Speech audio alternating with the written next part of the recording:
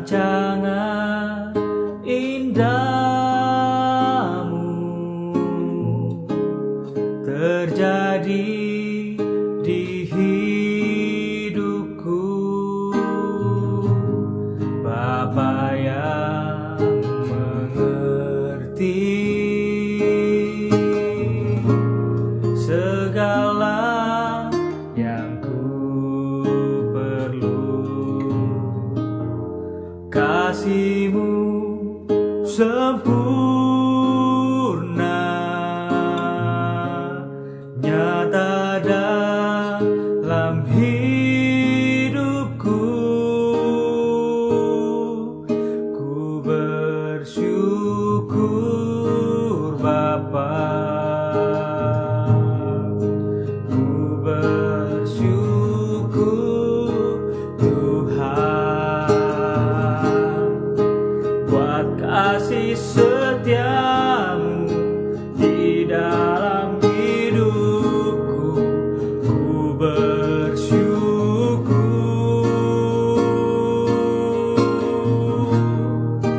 ku bersyukur Bapa, ku bersyukur Tuhan buat kasih setia-Mu di dalam hidupku. Ku bersyukur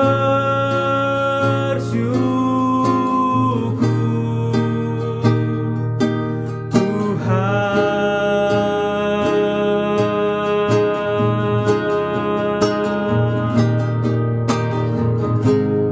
Banyak yang Kau perbuat di dalam hidupku, rancangan indahmu terjadi di hidupku, Bapa yang mengerti segala yang ku perlu.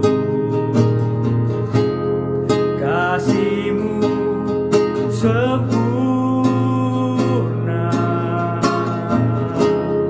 nyata dalam hidupku. Ku bersyukur Bapa, ku bersyukur Tuhan buat kasih setia-Mu di dalam hidupku. Ku bersyukur,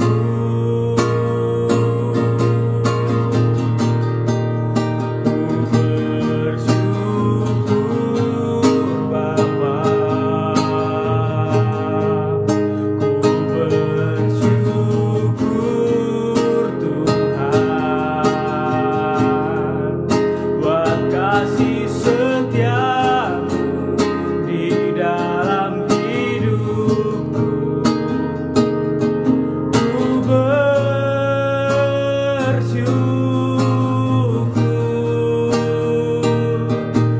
Tuhan,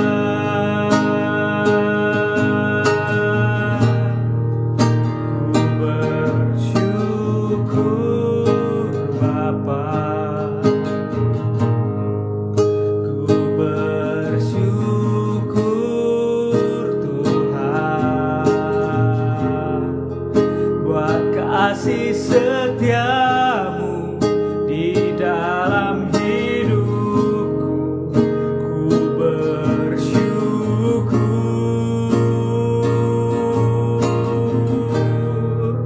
ku bersyukur Bapa, ku bersyukur Tuhan buat kasih setiamu di dalam hidupku. Ku bersyukur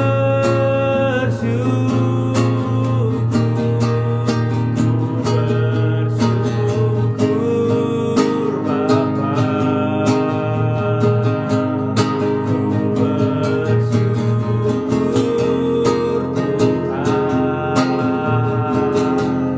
buat kasih setiamu di dalam hidupku.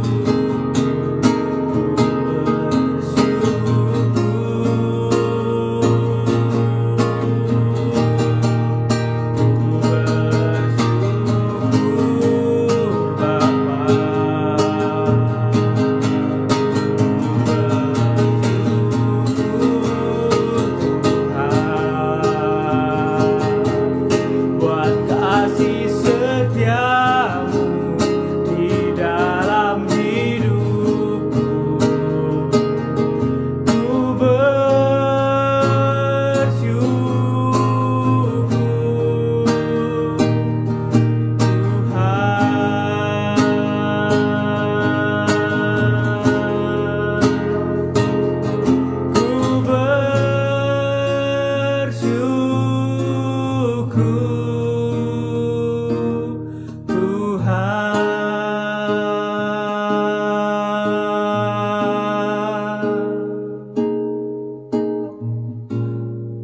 Ku bersyukur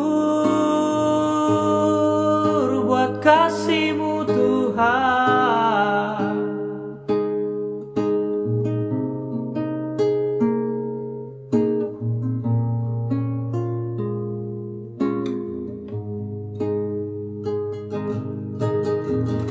Tak pernah Kau tinggalkanku,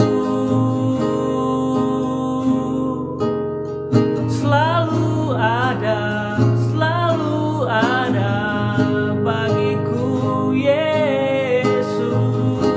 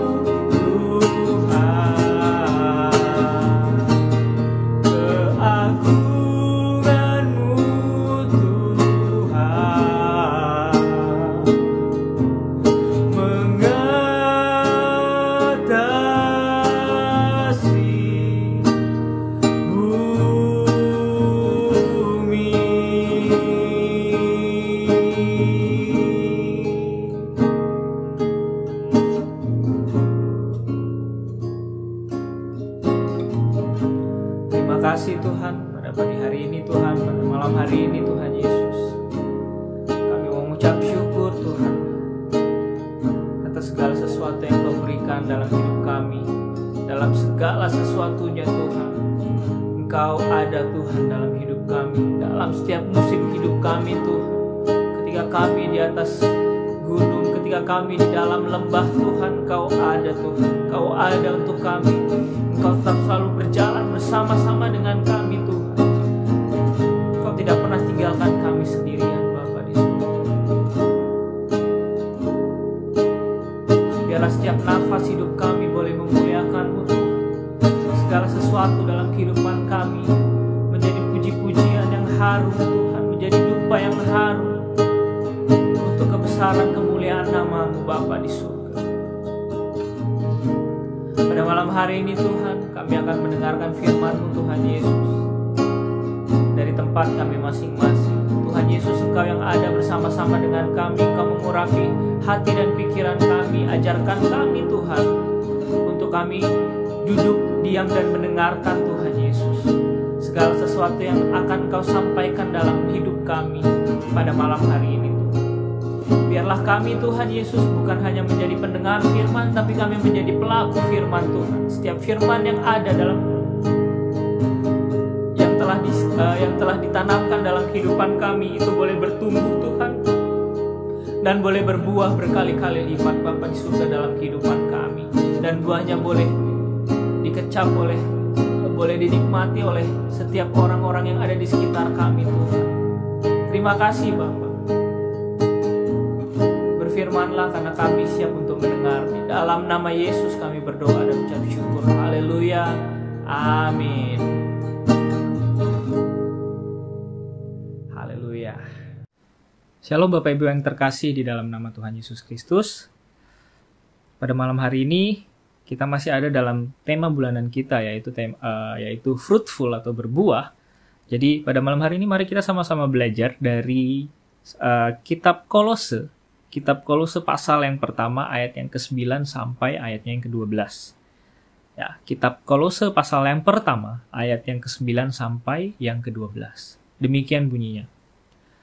Sebab itu, sejak waktu kami mendengarnya, kami tiada berhenti-henti berdoa untuk kamu. Kami meminta supaya kamu menerima segala hikmat dan pengertian yang benar, untuk mengetahui kehendak Tuhan dengan sempurna, sehingga hidupmu layak di hadapannya serta berkenan kepadanya dalam segala hal. Dan kamu memberi buah dalam segala pekerjaan yang baik dan bertumbuh dalam pengetahuan yang benar tentang Allah, dan dikuatkan dengan segala kekuatan oleh kuasa kemuliaannya untuk menanggung segala sesuatu dengan tekun dan sabar, dan mengucap syukur dengan sukacita kepada Bapa yang melayakkan kamu untuk mendapat bagian dalam apa yang ditentukan untuk orang-orang kudus di dalam kerajaan terang. Haleluya. Puji nama Tuhan. Oke, kitab Kolose ini ditulis oleh Paulus pada saat dia di penjara, dan saya pernah menyampaikan sebelumnya, yaitu kitab Kolose ini adalah kitab yang sering dikatakan sebagai kitab kembar dengan kitab Efesus. Ya, dengan kitab Efesus karena penulisannya hampir pada saat yang sama dan juga tempatnya sama, yaitu pada saat Paulus sedang ada dalam penjara, ya. Nah, apa sih sebenarnya tujuan penulisan kitab Kolose sendiri? Nah, kalau kita mau melihat perjalanan pelayanan Paulus, sebenarnya Paulus sendiri tidak pernah menetap di Kolose. Jadi, yang mengembangkan ataupun yang masuk dalam pelayanan di kota ini, di Kolose ini ada bernama Epafras. Jadi sebenarnya tujuan penulisan kitab Kolose sendiri itu adalah sebagai respon dari berita yang diberikan oleh Epafras waktu Epafras mengunjungi Paulus di penjara waktu di Roma, ya. Jadi alasan untuk menulis surat ini adalah munculnya ajaran palsu di Epafras yang mengancam masa depan rohani jemaat di Kolose. Nah, jadi sebenarnya kalau kita mau lihat dari ayat ke-9 sampai ayat yang ke-12 ini merupakan sebuah doa. Ini merupakan sebuah doa yang disampaikan oleh Paulus kepada untuk jemaat Kolose sebagai tujuannya adalah untuk kemajuan rohani jemaat di Kolose. Nah, kalau kita mau lihat di sini di ayat yang ke-9 hari ini, pada malam hari ini kita akan belajar lebih daripada dari ayat yang ke-9 dan ayat yang ke-10, saudara-saudara sekalian. Jadi kalau kita lihat di ayat yang ke-9 dikatakan di situ sebagai 2 poin penting yang kita harus lihat di ayat yang ke-9, yaitu yang pertama adalah menerima segala hikmat dan pengertian yang benar. Sekali lagi tadi tujuan dari kitab Kolose karena ada munculnya ajaran palsu yang mengancam masa depan rohani jemaat Kolose. Itu sebabnya ini penting sekali. Di ayat ke-9 ini adalah sangat penting, yaitu kamu menerima segala hikmat dan pengertian yang benar. Itu yang pertama. Dan yang kedua adalah mengetahui kehendak Tuhan dengan sempurna. Karena seperti ini, ajaran-ajaran palsu atau ajaran-ajaran sesat itu tidak hanya terjadi pada saat pada zaman jemaat di Kolose pada saat itu, tapi juga terjadi pada hari-hari ini. Jadi kita juga perlu berhati-hati dan kita sendiri pun perlu menerima segala hikmat dan pengertian yang benar. Dan juga kita perlu mengetahui kehendak Tuhan dengan sempurna dalam kehidupan kita. Apa sih keinginan Tuhan? Apa sih yang Tuhan rindukan, buah yang keluar dari kehidupan kita sebagai umat pilihan Tuhan.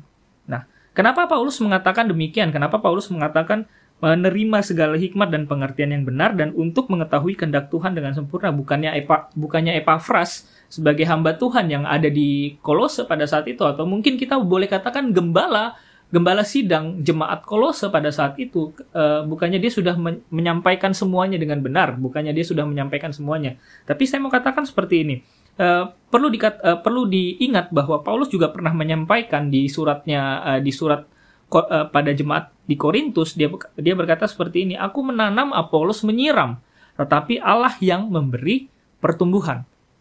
Karena itu yang penting bukanlah yang menanam atau yang menyiram, melainkan Allah yang memberi pertumbuhan. Sekali lagi, melainkan Allah yang memberi pertumbuhan, itulah yang penting.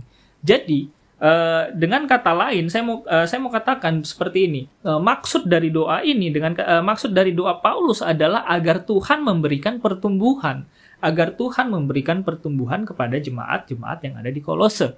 Nah, bagaimana caranya Tuhan memberikan pertumbuhan itu? Ya tadi, dengan memberikan segala hikmat dan pengertian yang benar. Tuhan memberikan segala hikmat dan pengertian yang benar kepada jemaat-jemaat di Kolose dan juga kepada kita sebagai umat-umat pilihan Tuhan. Dan juga yang kedua adalah dengan Tuhan menyatakan kehendaknya.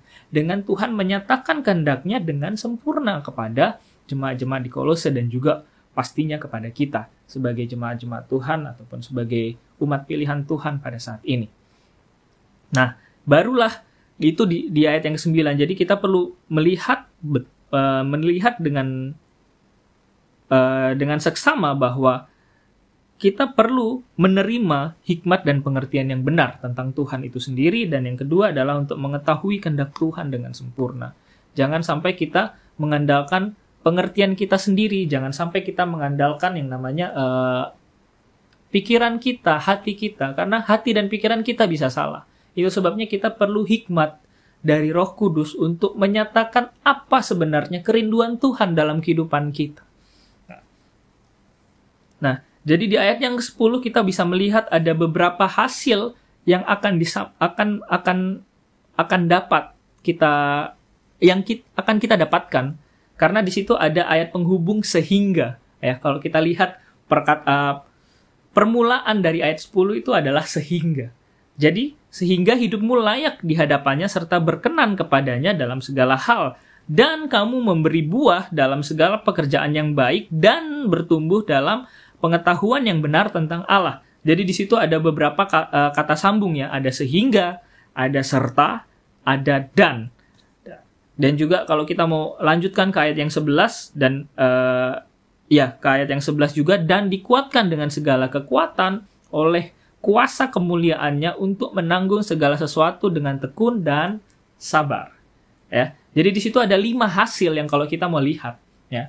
5 hasil atau 5 harapan Paulus yang terjadi dalam kehidupan jemaat di Kolose, ya. 5 hasil atau 5 harapan di mana harapan yang sama yang ditujukan kepada jemaat di Kolose itu juga mampu terjadi dalam kehidupan kita. Yang pertama itu adalah hidupmu layak di hadapannya atau di hadapan Tuhan.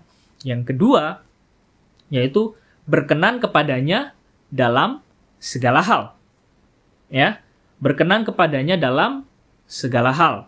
Yang ketiga, kamu memberi buah. Perhatikan di sini baik-baik. Di sini ada kata buah ataupun fruitful sebenarnya kalau kita mau katakan.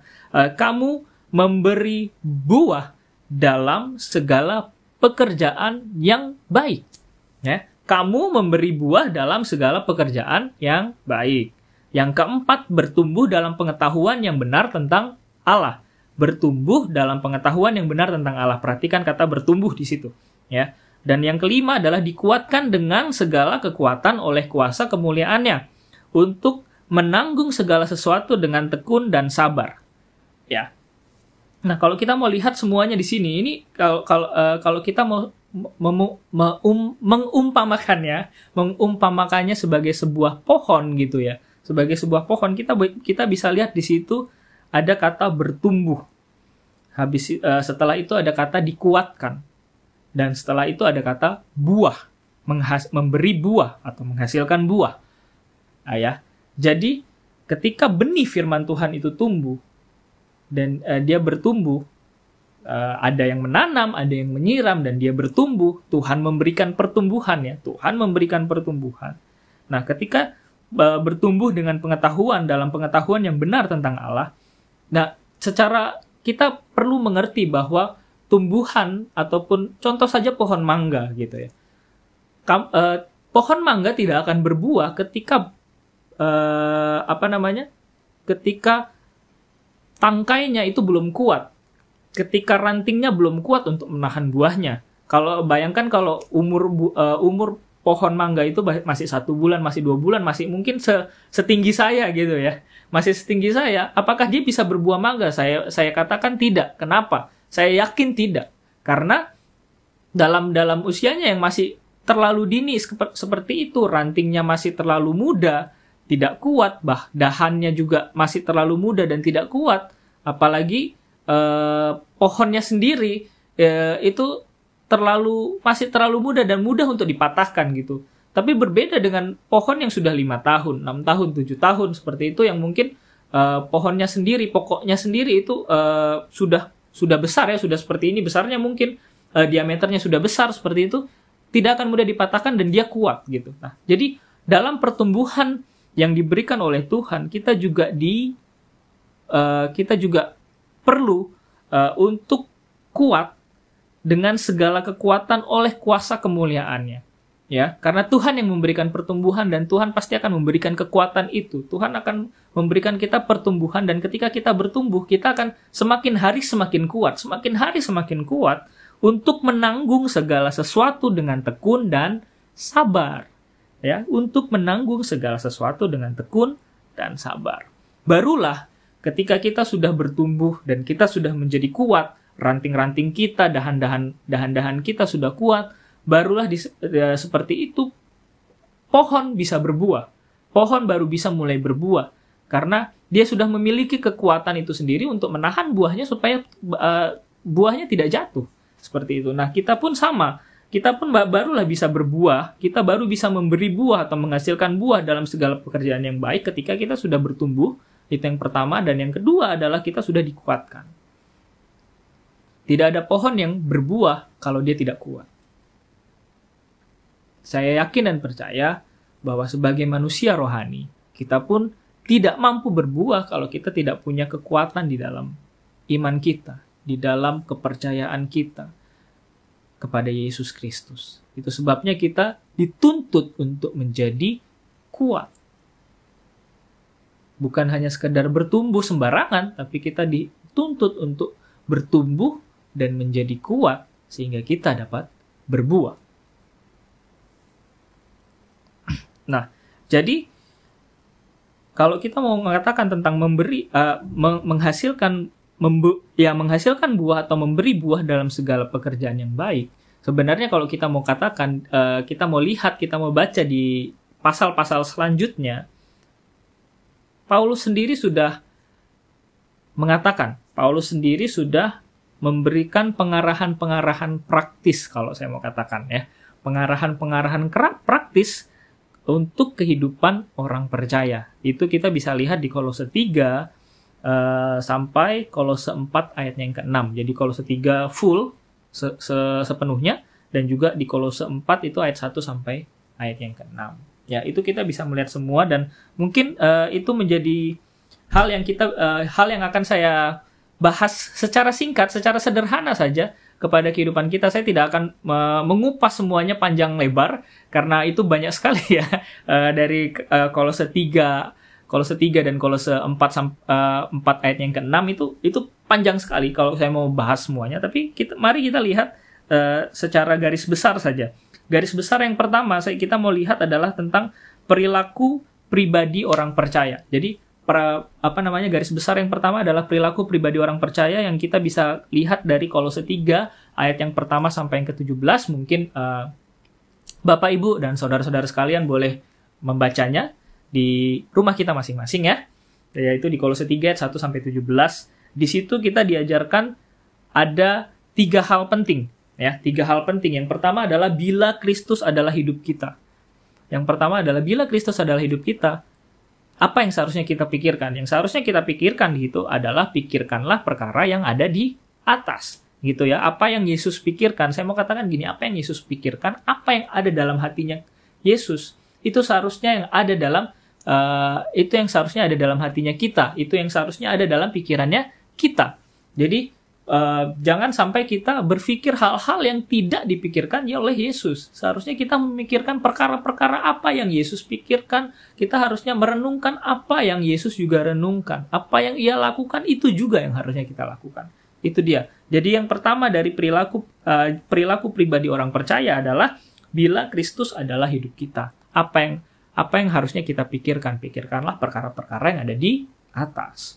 Yang kedua adalah mengesampingkan hidup yang lama. Hidup lama yang berdosa, atau kalau yang sebelum ini saya pernah menyampaikan tentang hidup manusia lama itu kita harus tinggalkan, atau kita harus tinggalkan itu, kita harus membuang dan mematikan kehidupan lama kita, percabulan, kenajisan, hawa nafsu, keserakahan dan penyembahan berhala. Buanglah marah, geram, kejahatan, fitnah, dan kata-kata kotor. Perhatikan kata penyembahan berhala di tempat ini. Penyembahan berhala mungkin pada saat firman ini ataupun surat ini disampaikan kepada Kolose, mungkin ini adalah mengenai tentang dewa-dewa Yunani pada saat itu, dewa-dewi Yunani pada saat itu yang juga mereka ada beberapa penduduk Kolose yang juga masih menyembah dewa-dewa Yunani pada saat itu. Nah, tapi pada zaman ini penyembahan berhala ini juga adalah, saya mau ingatkan lagi karena saya pernah menyampaikan ini sebelumnya, apa hal-hal yang membuat kita lebih mengutamakan hal itu daripada Tuhan. Itu adalah berhala kita. Gitu. Apapun itu, hal-hal yang membuat kita menjadi ya udahlah, nggak apa-apa lah, aku main game dulu, nggak perlulah aku baca firman, seperti itu. Itu adalah salah satu berhala. Atau ya udahlah, aku capek banget nih, aku nggak bisa bangun, ya udahlah aku tidur. Gitu. Itu artinya kan kita lebih mengutamakan kenikmatannya kita, atau kenikmatan. Saya mau katakan tidur itu juga nikmat gitu. Tidur tuh enak gitu. Siapa yang nggak suka tidur gitu. Nah, jadi saya mau katakan sesuatu hal yang menyenangkan hati kita itu lebih utama daripada kita menyenangkan hati Tuhan. Berhati-hati sama segala sesuatu yang menyenangkan hati kita, dan kita mengutamakan hal-hal yang mengutamakan kesenangan kita. Hati-hati akan hal itu, karena itu juga bisa menjadi berhala dalam kehidupan kita. Ya, jadi buanglah hal-hal yang seperti itu, atau kita mau katakan bunuhlah kehidupan lama kita. Ya, buanglah marah, geram, kejahatan, fitnah, dan kata-kata kotor. Jadi itu semua adalah manusia-manusia lama kita yang seharusnya kita tinggalkan di belakang.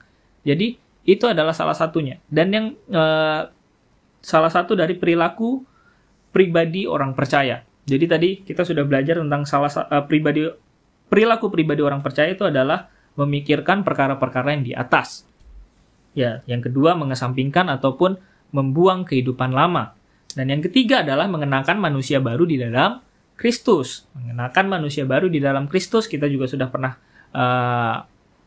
pernah bahas ini, yaitu penuh belas kasihan, kemurahan, kerendahan hati, kelemah lembutan, kesabaran. Kelemah lembutan di sini sekali lagi saya mau tegaskan apa yang disampaikan oleh gembala senior kita. Lemah lembut bukan berarti lemah gemulai, ya. Lemah lembut bukan berarti lemah gemulai. Jadi jangan disamakan antara lemah lembut dengan lemah gemulai, ya. Jadi sekali lagi, penuh belas kasihan, kemurahan, kerendahan hati, kelemah lembutan, kesabaran. Kita juga mengampuni dan penuh dengan kasih, ya. Dan yang terakhir itu adalah gaya hidup yang bersyukur. Paulus mengajarkan kita harus mempunyai gaya hidup yang bersyukur, ya. Give thanks with a grateful heart, gitu ya. Itu yang diajarkan oleh Paulus. Saya mau katakan ini adalah pengarahan praktis yang dikatakan oleh Paulus. Itu dalam perilaku pribadi orang percaya. Nah, selanjutnya selain daripada perilaku pribadi orang percaya, ternyata Paulus juga memberikan contoh dari hubungan rumah tangga orang percaya juga. Nah, contoh dari hubungan rumah tangga orang percaya ini apa saja yang ada di dalam? Yang pertama adalah hubungan antara suami dan istri. Bagaimana suami dan istri seharusnya bersikap, bagaimana istri yang harusnya tunduk pada suami, dan bagaimana suami yang tunduk pada Kristus dan juga mengasihi istrinya, ya. Yang kedua yaitu hubungan antara anak dan orang tua. Hubungan antara anak dan orang tua ini seperti apa? Ya, bagaimana anak dan orang tua bersikap. Anak harus menghormati orang tuanya, dan sebagai orang tua, baik itu bapak maupun ibu, baik itu papa maupun mama, mereka seharusnya sebagai orang tua tidak menyakiti hati anaknya. Yang artinya gini, boleh orang tua itu disiplin kepada anaknya. Yes, itu perlu sekali. Itu perlu sekali untuk orang tua disiplin kepada anaknya supaya anaknya menjadi seorang yang jadi gitu di kemudian harinya, ya. Di kemudian harinya dia menjadi orang yang orang yang berguna gitu dalam kehidupannya. Tapi disiplin juga harus dibarengi dengan kasih dan pengertian. Disiplin tanpa pengertian akan menjadikan anak itu menjadi anak yang kepahitan kepada orang tuanya. Kasih tanpa disiplin juga akan membuat anak itu menjadi anak yang manja. Jadi jadi disiplin dan kasih, ataupun saya mau katakan pengertian juga perlu ada di sini.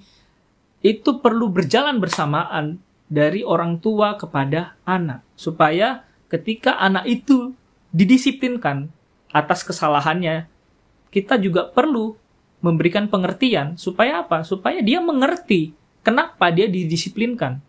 Dan ketika kita memberikan pengertian, jangan kita memberikan pengertian dengan marah-marah, atau yang tadi yang kita sebutkan di atas, yaitu marah, geram. Nah, hal-hal seperti itu kalau orang tua memberikan pengertian dengan marah, dengan geram, apakah anaknya tidak sakit hati? Pertanyaan yang saya tujukan untuk setiap orang tua yang ada di tempat ini. Gitu. Apakah anaknya tidak sakit hati ketika kita mendisiplinkan ataupun kita memberikan pengertian dengan marah, dengan geram? Mari sama-sama kita introspeksi diri kita. Apakah kita melakukannya juga dalam kehidupan kita? Kalau iya kita melakukannya juga, saya mau katakan, cepat-cepatlah kita minta maaf. Minta maaf kepada Tuhan, dan juga kita minta maaf kepada anak kita mungkin. Seperti itu. Nah, jadi yang pertama tadi hubungan antara suami dan istri, dan yang kedua adalah hubungan antara anak dan orang tua. Dan yang ketiga adalah hubungan antara hamba dan Tuhan. Nah, ada juga ternyata dikatakan hubungan antara hamba dan Tuhan. Karena memang sejauh ini dalam kehidupan kita pada hari-hari ini, tidak sedikit daripada kita semua yang punya asisten rumah tangga mungkin di rumah kita. Ya, jadi bagaimana hamba dan Tuhan itu harus bersikap? Seorang hamba haruslah mentaati tuannya. Ya, dan juga seorang tuan dikatakan di Kolose 4 ayatnya yang pertama. Kolose 4 ayat yang pertama di situ diajarkan bahwa sebagai seorang tuan haruslah ia adil dan jujur terhadap hambanya. Dia haruslah adil dan jujur terhadap hambanya. Jadi dia tidak boleh semena-mena juga terhadap hambanya, karena dikatakan bahwa ingatlah bahwa kamu juga punya Tuhan di surga. Seperti itu. Ya. Jadi itu adalah contoh praktis ataupun pengarahan-pengarahan praktis dalam rumah tangga orang percaya. Nah, yang ketiga adalah pengaruh rohani orang percaya. Ini cukup sederhana di sini, yaitu yang pertama adalah kehidupan yang penuh dengan doa dan ucapan syukur. Tadi kita katakan adalah gaya hidup yang bersyukur, juga kita sudah bahas tadi di atas ya. Jadi kita perlu ada kehidupan yang penuh dengan doa. Kita perlu ada dalam kehidupan yang penuh dengan doa dan ucapan syukur. Itulah yang seharusnya menjadi gaya hidup gaya hidup rohani orang percaya, ya. Dan yang kedua adalah perilaku bijaksana terhadap orang luar. Kita pun seharusnya mampu bijaksana terhadap orang luar atau terhadap orang asing, supaya orang ketika mereka melihat kita, mereka bisa melihat Kristus dalam kehidupan kita. Mereka nggak memandang sebelah mata dengan, oh ternyata seperti ini orang Kristen, oh ternyata seperti ini orang-orang yang mengatakan anak-anak Tuhan. Jadi haruslah kita memiliki pribadi Kristus dalam kehidupan kita, tercermin pribadi Kristus dalam kehidupan kita, supaya orang-orang luar ataupun orang-orang asing boleh melihat bahwa ada Kristus hidup dalam kehidupan kita. Dan yang ketiga di sini adalah segala sesuatu yang kita perkatakan, saya mau katakan ini ya, segala sesuatu yang kita perkatakan dan lakukan seharusnya dibumbui oleh kasih, dan janganlah itu menjadi hambar. Ya, haruslah segala sesuatu yang kita perkatakan, segala sesuatu yang kita lakukan, itu semua dibumbui dengan kasih. Jadi kita melakukan semuanya penuh dengan kasih. Kita bukan melakukannya atas dasar kebencian, membalas, ataupun segala macam manusia-manusia lama yang tadi kita telah bahas sebelumnya. Baik, jadi sebagai bahan renungan kita pada malam hari ini, kita telah mendapat contoh praktis, arahan-arahan praktis dari buah yang baik itu seperti apa, yaitu tadi perilaku orang percaya secara pribadi. Perilaku orang percaya secara pribadi itu apa-apa saja, dia harus memikirkan hal-hal yang apa yang dipikirkan oleh Yesus. Yang kedua, dia tadi meninggalkan manusia lamanya, dan dia memakai jubah manusia barunya. Itu adalah perilaku orang percaya secara pribadi. Perilaku orang percaya dalam kehidupan berkeluarga juga. Bagaimana seorang suami bersikap kepada istrinya, bagaimana seorang istri bersikap kepada suaminya, bagaimana seorang bapa atau seorang ibu bersikap kepada anaknya, dan bagaimana seorang anak bersikap kepada orang tuanya, dan bagaimana seorang hamba bersikap kepada tuannya, dan bagaimana Tuhan juga bersikap kepada hambanya. Ya, itu semua tadi kita sudah mendapatkan contoh-contoh praktis tersebut. Dan sekarang pertanyaan sebagai bahan refleksi kita pada tengah minggu malam hari ini, apakah kita telah menghasilkan buah yang baik dalam kehidupan pribadi kita? Apakah kita telah menghasilkan buah yang baik dalam kehidupan pribadi kita? Dan pertanyaan kedua adalah, apakah kita telah menghasilkan buah yang baik dalam kehidupan berkeluarga kita? Dalam kehidupan berkeluarga kita, apakah kita telah melakukannya? Apakah kita sudah memberikan buah yang baik? Jangan sampai kita merasa benar. Sekali lagi saya katakan, merasa benar, bukan benar ya. Bukan benar, tapi merasa benar. Dalam kehidupan pribadi maupun kehidupan berkeluarga kita.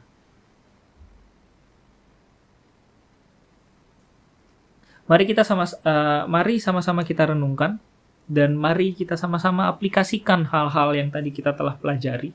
Hal-hal ini semuanya dalam kehidupan kita sehari-hari. Tuhan Yesus memberkati. Mari kita berdoa. Hamba-Mu telah selesai berbicara Bapa pada malam hari ini.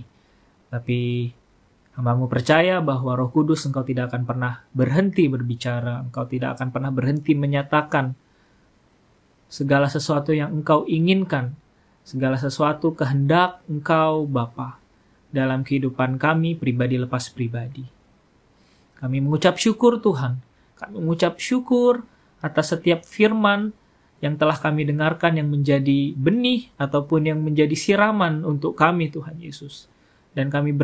Dan harapan kami Hamba-Mu berdoa bahwa Engkau Bapa yang akan tetap terus memberikan pertumbuhan kepada setiap perjalanan rohani kami, kepada setiap pertumbuhan kami, Tuhan Yesus, pribadi lepas pribadi. Engkaulah yang memberikan pertumbuhan sehingga kami boleh bertumbuh, menjadi kuat, menjadi matang, dan akhirnya kami boleh berbuah, Tuhan, dalam kehidupan kami, Bapa di surga. Terima kasih, Bapa. Sepanjang minggu ini, kami serahkan ke dalam tangan-Mu. Engkau yang akan tetap terus ada untuk kami. Engkau yang akan tetap terus menemani kami, Tuhan. Berjalan bersama dengan kami. Dan Engkau yang akan memberikan jalan keluar untuk setiap masalah-masalah kami, Tuhan Yesus. Kami menjadi kuat karena Engkaulah yang bersama dengan kami. Ini seru doa kami. Di dalam nama Tuhan Yesus Kristus kami berdoa dan mengucap syukur. Haleluya. Amin.